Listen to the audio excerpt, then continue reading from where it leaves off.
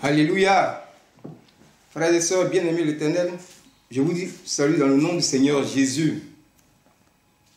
Cependant, tu vas prendre ta Bible pour le message ce matin. Prends ta Bible. On lit le Jean, le chapitre 14, versets 26 à 27.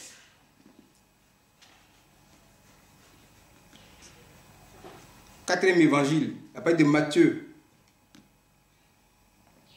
Marc, il y a Luc et puis il y a Jean. On a trouvé. Alors j'ai lu le message. J'ai lu le passage Jean chapitre 14 verset 26 à 27. Mais le consolateur, l'Esprit Saint, que le Père enverra en mon nom, vous enseignera toutes choses et vous rappellera tout ce que je vous ai dit. Je vous laisse la paix, je vous laisse ma paix. Je ne vous donne pas comme le monde donne, que votre cœur se trouve point et ne s'alarme point. Gloire à Jésus. Alors le thème de ce message est la paix de Jésus-Christ. Frères et sœurs, je prie que la paix de Jésus-Christ remplisse vos cœurs. Alors pour comprendre le message, il faut connaître la définition du mot paix. Jésus-Christ, ça c'est Dieu, nous le savons. Mais le mot paix est très important. C'est la compréhension de ce mot-là qui va nous amener à comprendre le message. La première définition qui est spirituelle, comme pouvait dire l'autre, la paix n'est pas un vain mot, mais c'est un comportement. Le comportement relève du caractère. Le caractère, c'est le cœur. Vous voyez, les caractères de Christ. Christ a 9 caractères et 9 dons spirituels. Dans Galates chapitre 5, verset 22, l'amour, la joie, la paix, la patience et autres. Donc la paix, c'est le 3e caractère de Jésus. Mais la définition littéraire, il faut bien écouter pour comprendre le message. Je vais lire. La paix. Le rapport entre personnes qui ne sont pas en conflit. Rapport calme entre citoyens. Absence de troubles, de violence. Situation d'une nation ou d'un État qui n'est pas en guerre. État d'une personne que rien ne trouble. État de l'âme qui n'est pas troublé par une inquiétude. Absent d'agitation, de perturbation, de bruit, de soucis. La tranquillité de l'âme. Alléluia. Vous voyez là, cette définition va nous faire comprendre le message. Mais quand on prend cette définition, il y a 2 types de paix. Il y a la paix extérieure. La paix entre toi et les autres. Les personnes physiques, même la personne morale, l'État. Entre toi et les autorités de ton pays. Il y a la paix intérieure. Quand on parle de la tranquillité de l'âme, c'est la paix intérieure. Voici comment se situe la définition. Nous allons relire la parole. Jean, le chapitre 14, versets 26 à 27. Mais le consolateur, le Saint-Esprit, que le Père enverra en mon nom, vous enseignera toutes choses et vous rappellera tout ce que je vous ai dit. Je vous laisse la paix. Je vous donne ma paix. Je ne vous donne pas comme le monde donne. Que votre cœur se trouve point et ne s'alarme point. Vous voyez que le verset 26, les verbes sont au futur. Alors que le verset 27, Jésus parle du présent. C'est Jésus qui parle à ses disciples. Cela veut dire quoi? Il dit, je vous laisse la paix. Et je vous laisse ma paix. Il y a les 2 types de personnes ici. Je vous laisse la paix, je vous laisse ma paix. La première des choses que Jésus laisse à ses disciples, c'est la paix et sa paix. Il demande à ce que ses disciples soient en bonne relation avec l'extérieur. ça c'est, je vous laisse la paix, qu'il n'y ait pas de conflit entre eux et personne. Ensuite, je vous donne ma paix. Il leur donne son caractère. Il prépare le terrain pour que le Saint-Esprit vienne trouver ses disciples dans la paix. C'est comme ça qu'il faut comprendre le message. La parole du Saint-Esprit, il va venir. Ça, c'est au futur. Mais pour le moment, à l'instant, ce n'est pas le Saint-Esprit qui vient, mais c'est la paix. Gloire à Jésus. Pour dire que l'Esprit de Dieu a besoin de la paix. Et effectivement, quand ils sont allés à la chambre haute, ils étaient en paix et ils ont été remplis du Saint-Esprit. L'Esprit de Dieu travaille dans la paix. S'il n'y a pas de paix, s'il y a des troubles, des bruits, s'il y a des perturbations, le Saint-Esprit ne peut pas travailler. Vous voyez? Si ton cœur, oui, est agité, ton cœur est alarmé, est troublé, l'Esprit de Dieu ne peut pas agir. L'onction de Dieu va diminuer dans ta vie. Alléluia. Gloire soit rendue à Jésus. Alors ici, Jésus a préparé le terrain.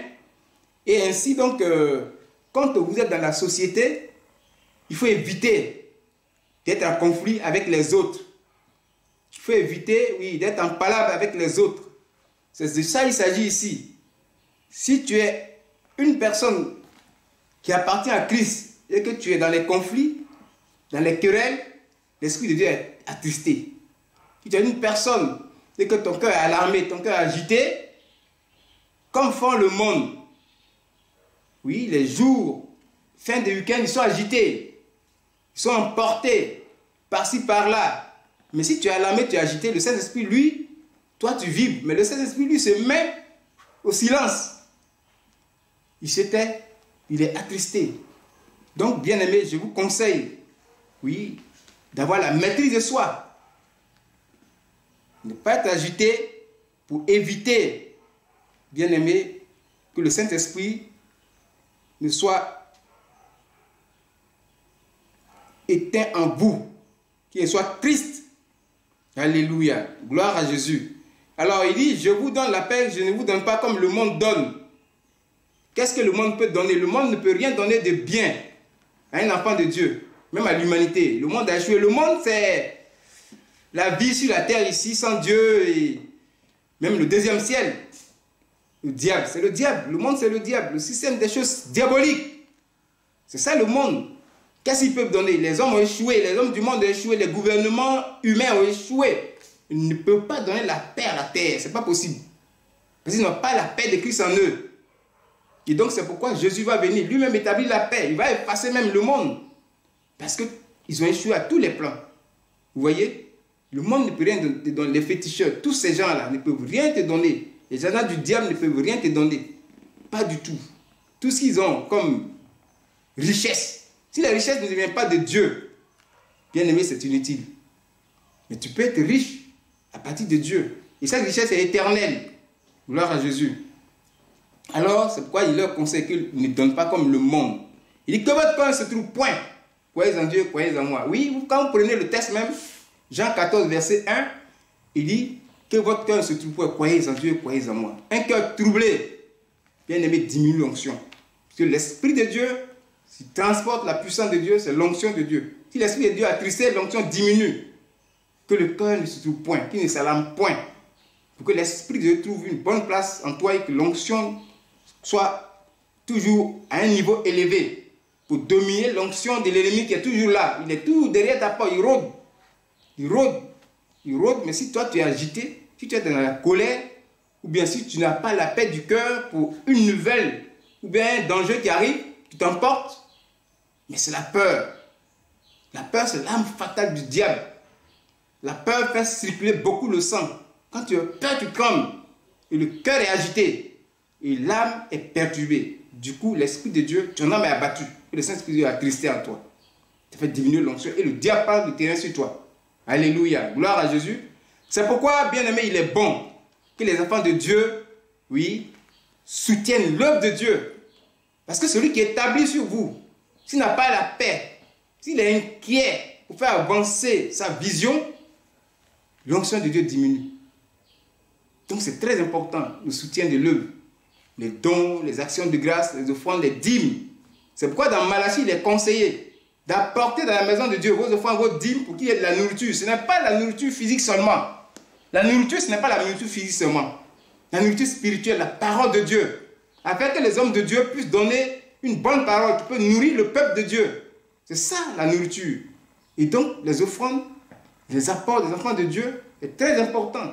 Parce que l'homme de Dieu n'arrive pas à satisfaire les besoins de son ministère, la vision qu'il trouve et qu'il est inquiet, qu'il ne dort pas bien, mais l'onction baisse. L'Esprit de Dieu veut la paix. L'homme de Dieu n'a pas la paix du cœur. Parce qu'il y a quelque chose qui manque.